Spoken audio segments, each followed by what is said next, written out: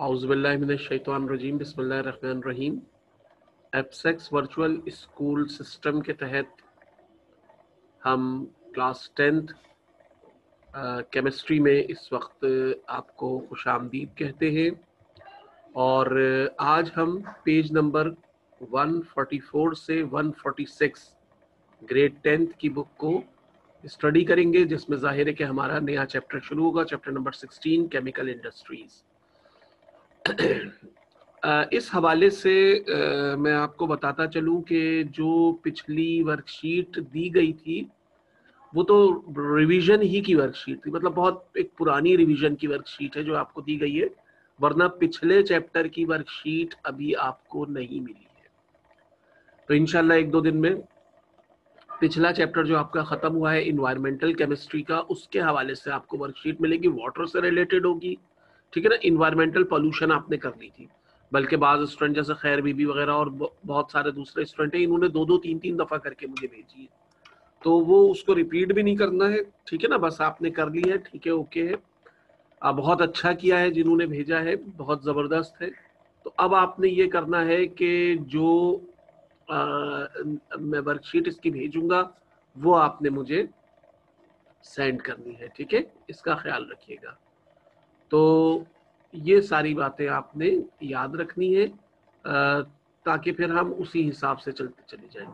आज हम metallurgical operation शुरू करेंगे और इस पे बात करेंगे। मुझे थोड़ा सा इसलिए अभी टाइम लग रहा है थोड़ा सा कि काफ़ी स्टूडेंट जो है वो वेटिंग में है, तो मैं इनको ज़रा थोड़ा सा ये कि वेटिंग में से उठा रहा हूँ, देन उसके बाद मैं आपसे, हाँ जी बिल्कुल। अच्छा जी, तो हमारे पास रिसोर्सेज रिक्वायर्ड में बुक है, नेटवर्क कनेक्शन है, जूम सॉफ्टवेयर है, जाहिर है वो आप सब उसके ज़रिए से यहाँ तक पहुँच चुके हैं मीटिंग में, और हम इस पर आज बात करेंगे, ठीक है। तो हमारे ऑब्जेक्टिव जाहिर है, understand the importance of metal, हम मेटलर्जी पर बात कर रहे हैं, मेटल के बारे में बात करेंगे और उसके हवाले से थोड़ी सी बातें चलेंगी। स्टेप्स ऑफ मेटलर्जी पे बात करेंगे, ये बहुत इंपॉर्टेंट होगा। We also explain the physical and chemical properties of metals and physical and chemical methods of extraction of metal also. तो दोनों चीज़ों पर ही बात होगी, ठीक है ना।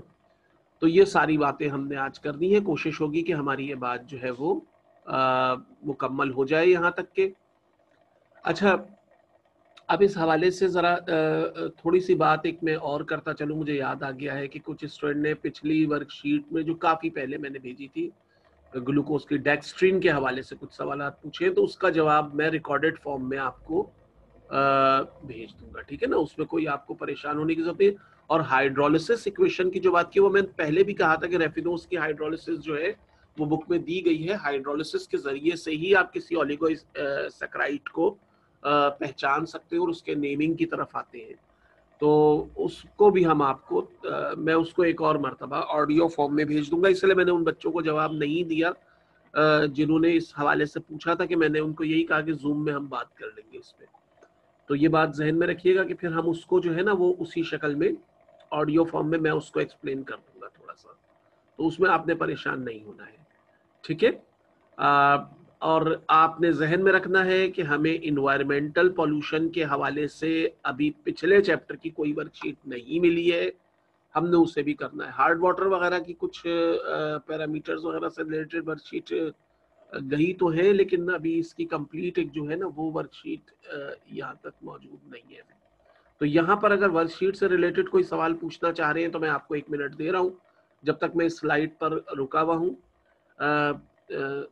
if any query, any question about the worksheets of previous topic, then you easily chat me, ठीक है ना। अभी यूज कर लें आप चैट बॉक्स का ऑप्शन और आप उस पर बात कर सकते हैं, वरना फिर मैं आगे चलता हूँ, फिर हम कंटिन्यूटी के साथ इसको जो है वो अपने लेक्चर को आगे लेके चलते हैं। अच्छा ठीक है, यहाँ तक के कोई सवाल नहीं है। अच्छा ठीक ठीक ठीक। अच्छा तो हम आगे चलते हैं, फिर इससे आगे हम बात करते हैं मेटलर्जी के हवाले से। Metallurgy is defined as a process that is used for the extraction of metals. यहाँ पर क्लियर होना चाहिए कि मेटल क्या है। हाइड्रोजनेशन वाला टॉपिक बायोकेमिस्ट्री में तो एक्सक्लूडेड है। बायोकेमिस्ट्री में हाइड्रोजनेशन, अच्छा वो नहीं नहीं वो कर भाई वो ना आगे वो उसमें हाइड्रोकार्बन वाले टॉपिक में तो शामिल है ना। वो देखिए आप एक टॉपिक टू टॉपिक उसको ना नापे नहीं, वरना एक तो मसला होगा। दूसरे में बहुत अहम बात आपको बताऊं, इस बात को जरा सारे सुने, बिल्कुल कान खोल कर अच्छी तरह से सुनने। रुक जाओ, ये लाइबा भी आ जाए जरा, ये बैठी हुई है वेटिंग में, और उज़मा भी। अब इस बात को सुन लो जो मैं कह रहा हूं, ठीक है ना, ये बहुत ही अहम बात है। अभी हमारे पास नोटिफिकेशन तो नहीं आए हैं, तजावज़ात चल रही हैं, ये भी हम सुन रहे हैं। देखो कोरोना के एंड तक के अभी ये जो पेपर की जो डेट्स होंगी, और जिस वक्त तक तुम पेपर में नहीं चले जाओगे उस वक्त तक कोई हतमी शेड्यूल नहीं है। ये रिड्यूस तुम्हें स्टडी के लिए दिया गया है। आपके पास अगर टाइम है, आप मैनेज कर सकते हो, तो आप उसको अच्छे से अच्छे पे मैनेज करो। हो सकता है, देखो ये सजेशन जा रही है कि हो सकता है आपका पूरा पेपर जो है वो एमसीक्यूज टाइप हो जाए। तो अगर आपका एमसीक्यू टाइप पेपर होगा तो वहां ये बारीक बातें फिर आपको तंग करेंगी, ठीक है ना, क्योंकि वो हाइड्रोजनेशन में तो उधर हो गई वो चीज, हाइड्रोकार्बन में तो हाइड्रोजनेशन मौजूद है। तो इसलिए इसका जहन में रखें कि हम थॉरो स्टडी करते चले। मतलब हम ठीक है, हम रिड्यूस के हवाले से उन चीज़ों को इतनी अहमियत नहीं दे रहे हैं, लेकिन बस इस बात का ध्यान रखें कि हमने हर चेंज होती हुई सूरत हाल के लिहाज से अपने आप को बिल्कुल रेडी रखना है। कोई बहुत बड़ी किताब नहीं है, कोई बहुत बड़ा करिकुलम नहीं है आपके पास, 3 टॉपिक रह गए सिर्फ आपके पास, ठीक है ना। फिर रिवीजन में भी पूरी तफसील से चलेंगे। तो इसलिए डिटेल के साथ इन चीज़ों को स्टडी कर लीजिए, ये बड़ा अच्छा हो जाएगा आपके लिए। नहीं, पेप्टाइड वो पुरानी वाली थी वर्कशीट, वो आफरीन, वो जो पेप्टाइड बॉन्ड वाला सवाल था ना, वो वर्कशीट रिपीट हुई थी, वो मैंने पहले बनाई थी, तो वो उसको आप एक्सक्लूड कर, ठीक है ना। पेप्टाइड बॉन्ड को अभी आप एक्सक्लूड कर दें, उसको शामिल नहीं कीजिएगा, ठीक है ना, वो कोई ऐसा इशू नहीं है। तो ये सब बातें जो है वो जहन में रखते हुए आगे चलिएगा। तो मैं बात कर रहा था मेटल के हवाले से कि मेटल क्या है। तो याद रखिएगा, मेटल्स वो तमाम के तमाम एलिमेंट्स हैं जिनकी आयोनाइजेशन पोटेंशियल बहुत लो है। यही मेटल की डेफिनेशन है, ठीक है। Metals are those elements having very low ionisation potential, therefore when they involve in bonding they always get positive charge। वो हमेशा अपना कैटाइन बनाएंगे, हमेशा पॉजिटिव चार्ज गेन करेंगे। और ऐसा क्यों हो रहा है, और वो इजीली उनमें उनमें क्योंकि उनके आउटर मोस्ट शेल में लूजली बॉन्डेड इलेक्ट्रॉन्स होते हैं। तो ये सब आप 9th क्लास में पढ़ चुके हैं। तो मेटल्स की डेफिनेशन क्या है कि जिनकी आईपी लो होती है। अच्छा, मेटल्स को जमीन से निकालना, अब वो जमीन में उस तरह से नहीं पाए जाते कि जैसा आप समझ रहे हो कि हम चागी के मकाम पर या कालाबाग के मकाम पर या वजीरिस्तान के मकाम पर जहाँ से लोहा निकालते हैं, तो वहाँ वो लोहे के टुकड़े जो है वो जमीन के अंदर होंगे, उनको निकाल लिया, ऐसा नहीं है। वो बिल्कुल सॉइल फॉर्म में होते हैं, आप तो उसे पहचान भी नहीं सकते, वो बिल्कुल मिट्टी के जर्रात में शामिल होते हैं। उसको पहचानने का काम जियोलॉजिस्ट करते हैं, जियोलॉजिकल सर्वे होते हैं, सैंपलिंग होती है जमीन की, जिसमें ये पता चलता है। तो मेटलर्जी क्या है? मेटलर्जी और फॉर्म से, यानी उस खालिस फॉर्म से जो जमीन के अंदर मौजूद है, उसकी एलॉय फॉर्म तक जाने का प्रोसेस है। The process that is used for the extraction of metal. Extraction mean ये सारा हो गया, और से एलॉय तक के प्रोसेस को आप एक्सट्रैक्शन कहते हैं, इन देयर प्योर फॉर्म, ठीक है ना। The compounds of metals mixed with soil, limestone, sand, and rocks are known as mineral. Metals are commercially extracted from minerals at low cost and minimum effort.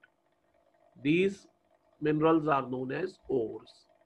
और metallurgy में ये बातें बड़ी जहन में रखिएगा कि सबसे अहम बात जो है ना, अब हम इंडस्ट्रियल केमिस्ट्री पढ़ रहे हैं दरअसल। तो इंडस्ट्रियल केमिस्ट्री में ये बात बहुत अच्छी तरह से जहन में रखिए कि इंडस्ट्री का जो बेसिक वर्किंग प्रिंसिपल होता है वो होता है लो कॉस्ट। मैं कई दफा क्लास में भी ये मिसाल दे चुका हूं कि इंडस्ट्री कभी भी ऐसी चीज नहीं बनाएगी जिसकी कॉस्ट पर ज्यादा पैसा लग रहा हो। जाहिर है वो तो वो उन्हें अपना बिजनेस करना है और उनका राइट भी है कि वो जो है तो वो कभी तो वो हमेशा लो कॉस्ट पे जाएंगे, वो बड़ा प्लांट लगाएंगे। याद रखिएगा, ठीक है ना। हम तो लैब में जो है वो हम लैब में क्या करते हैं कि हम कुछ केमिकल्स के जरिए से लिमिटेड टाइम में किसी चीज को मुकम्मल करने की कोशिश करते हैं। इंडस्ट्री ऐसा नहीं करती। इंडस्ट्री के लिए अहमियत ये होती है कि रिएक्टेंट्स की कीमत कितनी है। इंडस्ट्री हमेशा कोशिश करेगी कि लो कॉस्ट पर, चाहे वो प्लांट उन्होंने कितना बड़ा लगाया हुआ हो, ठीक है ना, कितना ही महंगा प्लांट वो एक दफा लगा दे, इंडस्ट्री की कोशिश ये होगी कि लो कॉस्ट पर जो है वो सारी चीजें जो है वो तैयार हो, ठीक है ना, उनकी कॉस्ट बिल्कुल कम से कम हो। तो इस बात का भी आपने ध्यान रखना है।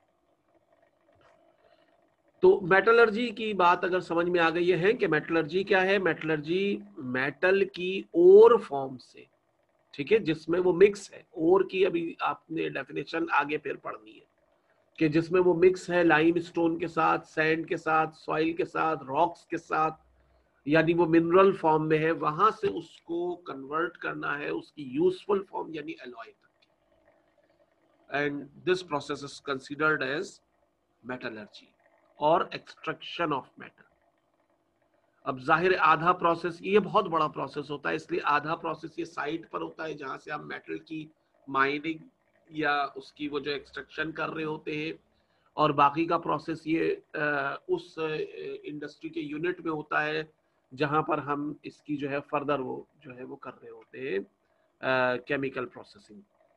तो ये याद रखिएगा कि मेटलर्जी इसी चीज का नाम है, मेटल्स को यूजफुल स्टेट पे लेके आना, जमीन में उनकी रॉ फॉर्म यानी ओर फॉर्म से उनकी यूजफुल स्टेट तक लेकर आना मेटलर्जी कहलाता है, ठीक है। अच्छा जी, तो आगे चलते हैं। इसके बाद अब हम कुछ इंपॉर्टेंट डेफिनेशंस पर आ रहे हैं, इनको जरा नोट कर लीजिएगा, ये अहम है सारी की सारी, ठीक है, इनको आपने नोट कर लेना है। सबसे पहले जैसे अभी मैंने बात भी की, क्योंकि आगे के टॉपिक्स में ये बार बार लफ्ज आएंगे, तो फिर वहां ऐसा ना हो कि आपको परेशानी हो, तो आप इनको नोट भी कर ले, और इनमें से कोई समझ में नहीं आ रहा हो तो मुझसे पूछ भी ले। Mineral, the natural occurring metallic compounds are called minerals, ठीक है, जिनमें भी मेटल की कॉम्पोजिशन ऑलमोस्ट 40% तक होगी वो मिनरल कहलाएंगे, ठीक है, नेचुरली अकरिंग जो जमीन में हमें मिलते हैं। और a solid deposit containing a sufficiently high percentage of a mineral to make extraction of metal economically feasible। ये अहम बात है, इसको जहन में रखिएगा कि इकोनॉमिकली फिजिबल होगा तो वो ओर को वहां से निकालने का काम शुरू होगा, और वही सॉलिड डिपॉजिट है जिसमें मिनरल की सबसे ज्यादा परसेंटेज है।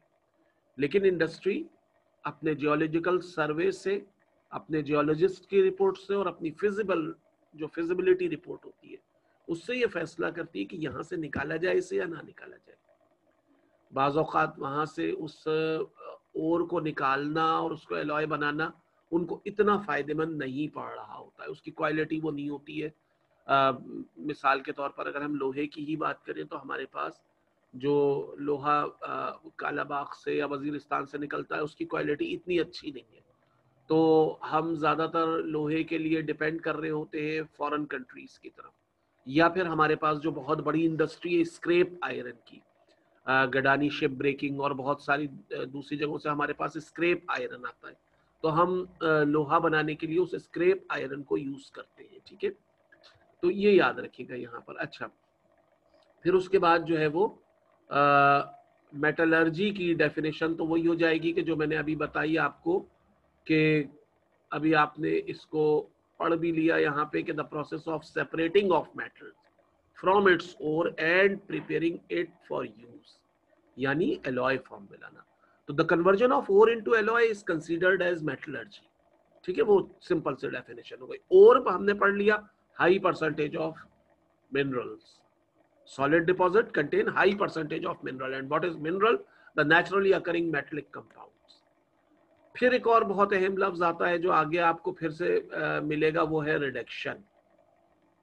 ठीक है, the removal of oxygen from any compound is called reduction. Reduction क्या है, याद रखिएगा कि ऑक्सीजन को रिमूव करने का जो है वो रिडक्शन कहलाएगा मेथड। ठीक, इसको आपने याद रखना है। तो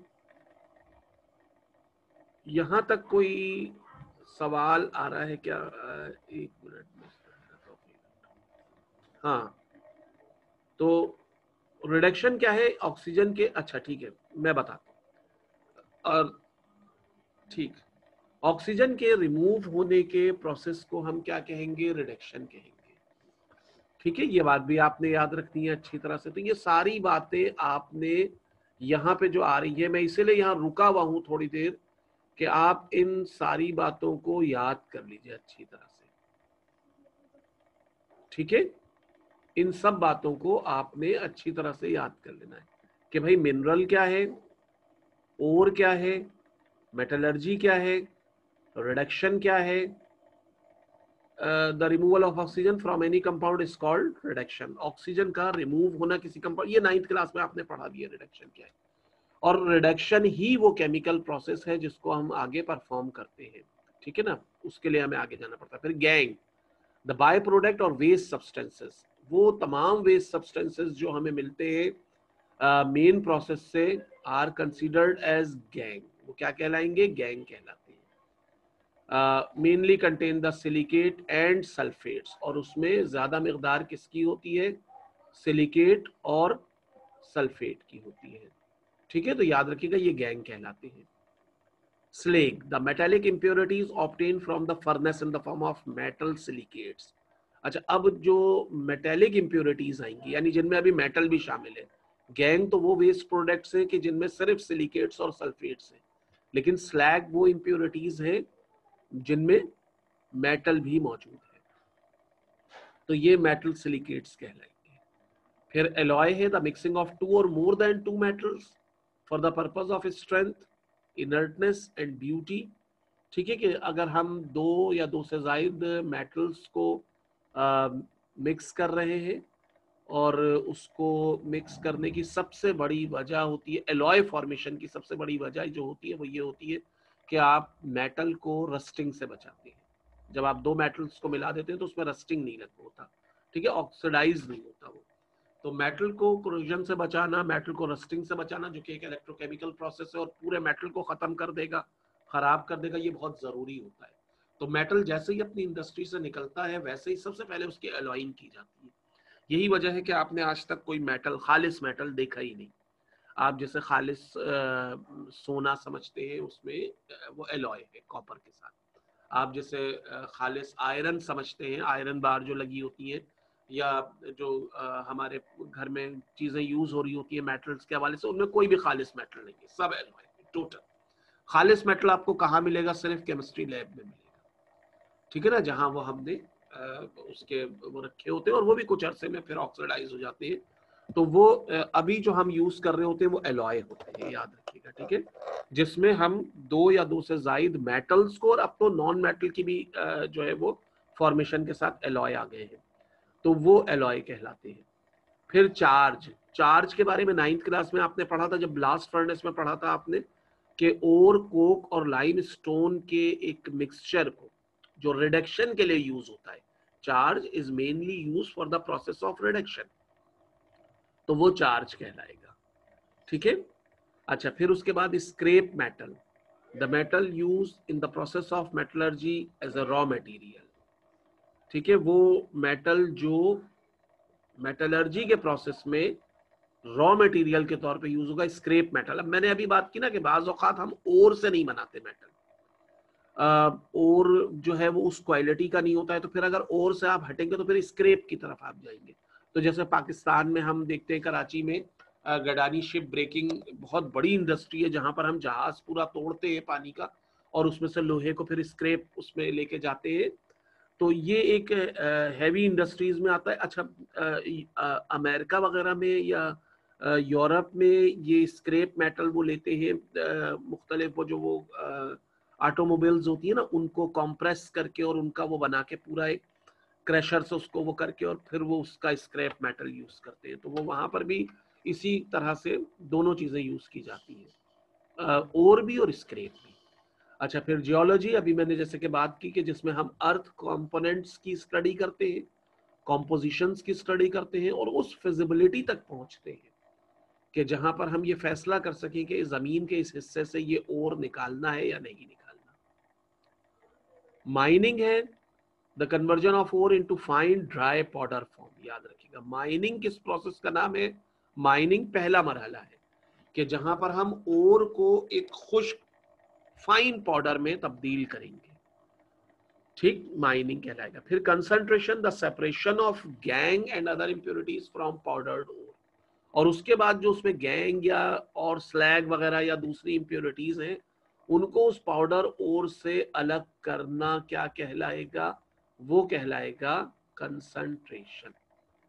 अब मुझे यहाँ पर आपका एक छोटा सा फीडबैक चाहिए, तो फिर मैं अगली स्लाइड पे जा रहा हूँ। यहाँ तक सबने लिख ली है कॉपी पे ये बात और सबने इसको सुन लिया है, समझ में आ रही है?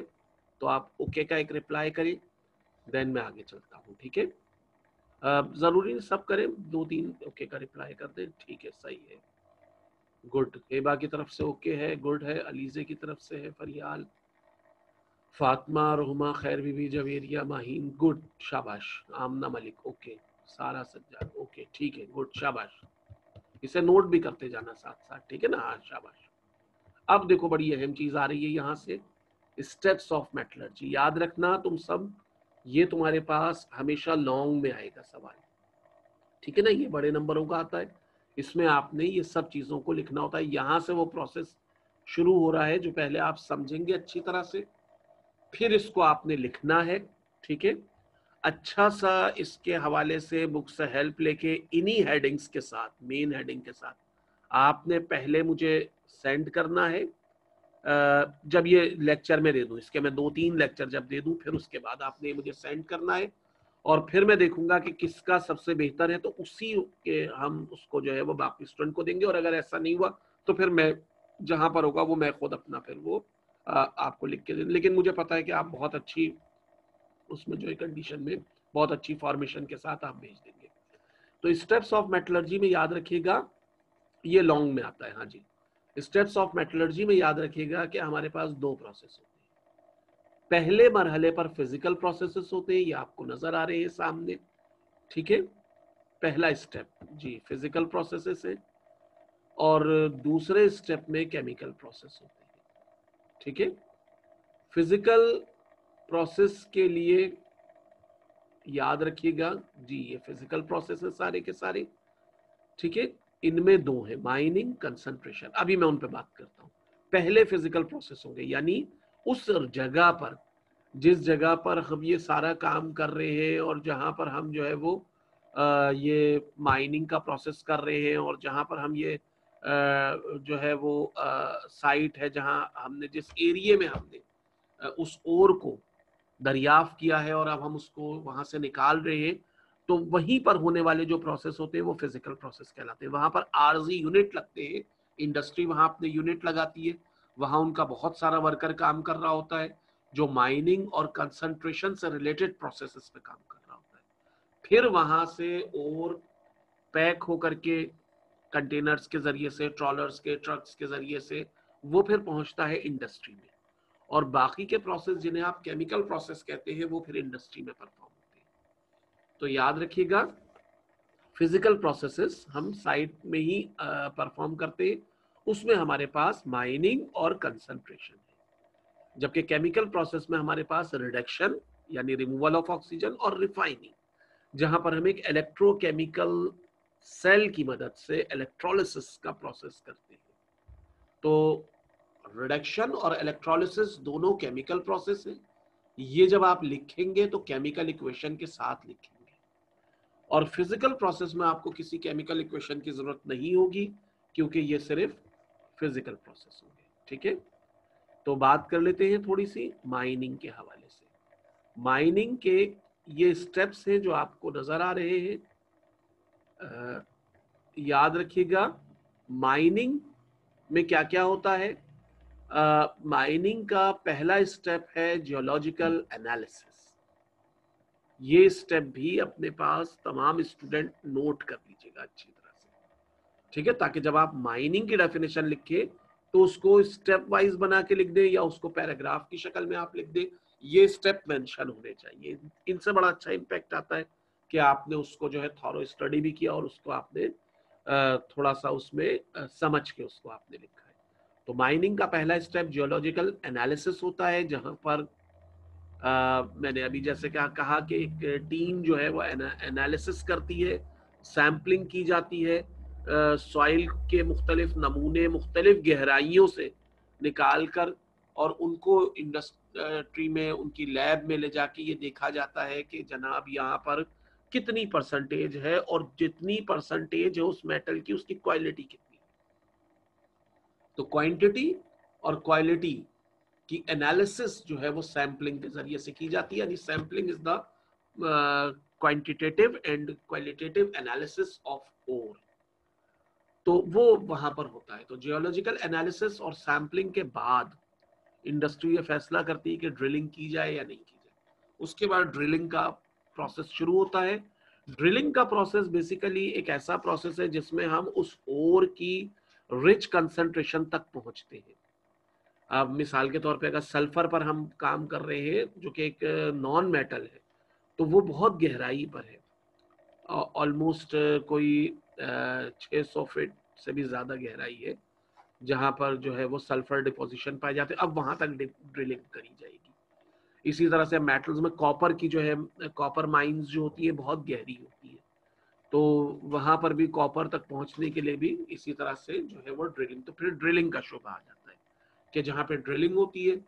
ड्रिलिंग के बाद जब उस ओर को निकाला जाता है तो ग्राइंडर्स में बड़े बड़े फिर ग्राइंडिंग का प्रोसेस शुरू होता है। ठीक है, और उसको अब हम, क्योंकि रॉक फॉर्म में निकली है, बड़े रॉक है, स्टोन्स है बड़े, तो अब उसकी ग्राइंडिंग की जाएगी ताकि वो छोटे पाउडर में तब्दील हो सके। क्रशिंग की जाएगी, क्रशर्स लगे होते हैं, ग्राइंडर है, क्रशर्स है। तो ग्राइंडिंग, क्रशिंग, जगिंग एक ही तरह का प्रोसेस है कि जिसमें हम उसे पाउडर्ड फॉर्म में तब्दील करेंगे मुख्तलिफ मशीनों से गुजार कर, जो उसको बिल्कुल जैसे आपके घर में ग्राइंडर होते हैं जो चीज़ों को ग्राइंड करके पाउडर्ड फॉर्म में ले आते हैं, उसी तरह से वहाँ पर भी हैवी मशीनरी में ये ग्राइंडर यूज हो रहे होते हैं और ये वहाँ पर काम कर रहे होते हैं। ठीक है ना, ये बड़ी हैवी मशीनरी होती है। जैसे ड्रिल्स है तो वहाँ बहुत बड़ी ड्रिल्स यूज होती है। फॉर एग्जाम्पल, मिसाल के तौर पर कैटरपिलर वाले अपनी जो ड्रिल यूज करते हैं उसमें बिट जो है वो डायमंड बिट यूज होते हैं ताकि वो टूटे नहीं, मजबूती की बिना पे। ये बड़ी ड्रिल्स होती है, हैवी मशीनरी होती है, सारी हैवी मशीनरी माइनिंग में यूज होती है। तो क्रशिंग और जगिंग के प्रोसेस के बाद माइनिंग का प्रोसेस कंप्लीट हो जाता है, यानी अब ये अपनी पाउडर्ड फॉर्म में आ चुका होता है। अब अगला स्टेप शुरू होता है कंसंट्रेशन। ठीक है, माइनिंग में क्या किया हमने कि इसको एक पाउडर्ड फॉर्म में ले आए, फाइन ड्राई पाउडर। अब यहां से शुरू होगा कंसंट्रेशन। कंसंट्रेशन में पहला स्टेप, कंसंट्रेशन के 4 स्टेप है, याद रखिएगा। मैं, और ये आपकी बुक ने बड़ी डिटेल में दिए भी हैं और हर एक के साथ उसकी फिगर भी दी है। मैग्नेटिक सेपरेशन है कि जहां पर एक बेल्ट चल रही होती है जिसके साथ 2 व्हील लगे होते हैं, एक मैग्नेटिक व्हील होता है, एक नॉन मैग्नेटिक। तो जो मैग्नेटिक व्हील होता है उससे जो भी चीजें गिर रही होती हैं वो जाहिर है कि मेटल्स होंगी, क्योंकि वो जो है मेटल ही को अट्रैक्ट करेगा। तो वहां पर हम ये देखते हैं कि जनाब जो सेपरेशन है वो with respect to the magnetic process जो है वो अलग अलग हो जाती है दोनों चीजें। और उस इसकी फिगर पेज नंबर 145 पे दी गई है, लास्ट में नोट कर लीजिएगा, बुक में लास्ट में एक फिगर दी गई है इसकी पेज 145 पर।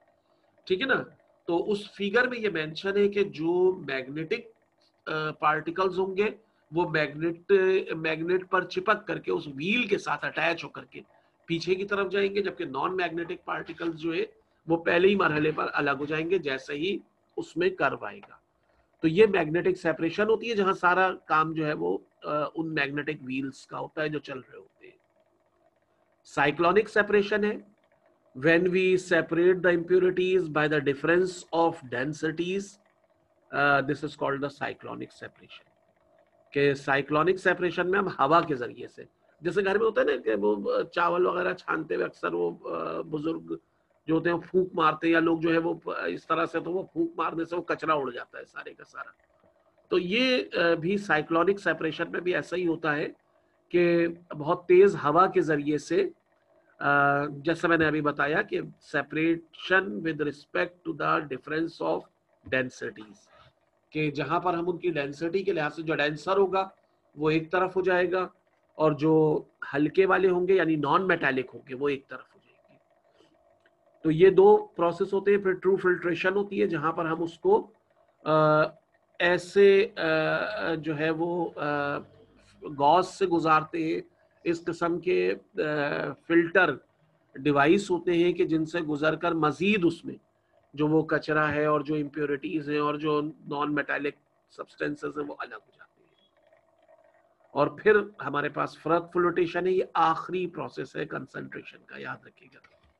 फ्रथ फ्लोटेशन में क्या करते हैं हम, सबसे पहले एक बड़े टैंक में ये प्रोसेस होता है। एक बड़े टैंक में हम ओर, ऑयल, वाटर और डिटर्जेंट्स, चार चीजें हैं, याद रखिएगा, ठीक है।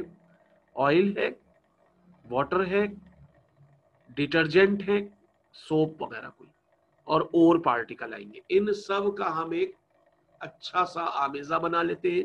प्रोपेलर्स लगे होते हैं जो इसको घुमाते रहते हैं, ब्लोअर लगे होते हैं जो ऑक्सीजन की सप्लाई के जरिए से इसको घुमाते हैं।